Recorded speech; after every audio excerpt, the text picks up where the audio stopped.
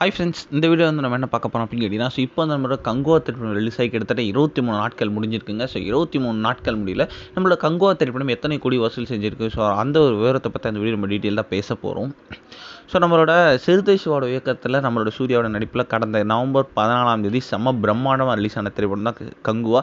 இந்த திரைப்படத்துக்கு வந்து ஏராளமான எக்ஸ்பெக்டேஷன்ஸ் இருந்துச்சு அப்படின்னு சொல்லலாம். கிட்டத்தட்ட வந்து இந்த திரைப்படம் வந்து பேன் இண்டியா அளவுக்கு பெரிய வேர்ல்டு லெவலில் ஹிட் அடிக்கும் அப்படின்ட்டு ரசிகர்கள் ரொம்ப பெருசாக எதிர்பார்த்துட்டு இருந்தாங்க.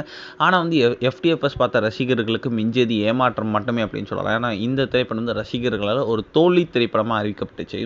இந்த திரைப்படம் வந்து ரசிகர்களால் ஏற்றுக்கொள்ள முடியாத அளவுக்கு இருந்துச்சு. அதனால் வந்து படக்குழுவினர் வந்து ஒரு தேவையில்லாத 12 நிமிஷ காட்சிகளை வந்து ட்ரிம் பண்ணாங்க. ஆனால் அப்பயும் வந்து ரசிகர்களுக்கு இந்த திரைப்படம் பிடிக்கலை அப்படின்னு தான் கண்டிப்பாக சொல்லியாகணும். இந்த திரைப்படம் வந்து கிட்டத்தட்ட 10,000 ஸ்க்ரீனிங் மேலே ரிலீஸ் ஆகி கிட்டத்தட்ட 23 நாட்கள் முடிய அட்லீஸ்ட் வந்து ஒரு 900 கோடி கிட்டையாச்சும் கலெக்ட் பண்ணியிருக்கணும். ஆனால் வந்து ஒரு நிறைய திரைப்படங்கள் தியேட்டரில் வந்து நம்மளோட கங்குவா திரைப்படத்தை முதல் வாரத்திலே தூக்குனதுனால வந்து நம்மளோட கங்குவா திரைப்படம் கிட்டத்தட்ட வந்து ஒரு 480 கோடி வரைக்கும் தான் இன்னும் வரைக்குமே கலெக்ட் பண்ணியிருக்கு அப்படின்ற மாதிரி நியூஸ் வருது. இப்போ வந்து நிறைய புது புது திரைப்படங்கள் வந்ததுனால வந்து கம்ப்ளீட்டாக வந்து நம்மளோட கங்குவா திரைப்படத்தை தியேட்டர்லேருந்து தூக்கிட்டாங்க அப்படின்ற மாதிரி வந்து விஷயங்கள் வருது. செகண்ட் ஸ்க்ரீன் தேர்ட் ஸ்க்ரீன் மட்டும்தான் கங்குவா திரைப்படத்துக்கு சில தியேட்டரில் கொடுத்துட்டு இருக்கிறதாகவும் ஒரு நியூஸ் கிடச்சிருக்கு. அது மட்டும் இல்லாமல் நம்மளை கங்குவா திரைப்படம் கிட்டத்தட்ட 3 நாட்கள் முடியல 127 கோடி கலெக்ட் பண்ணியிருக்கு.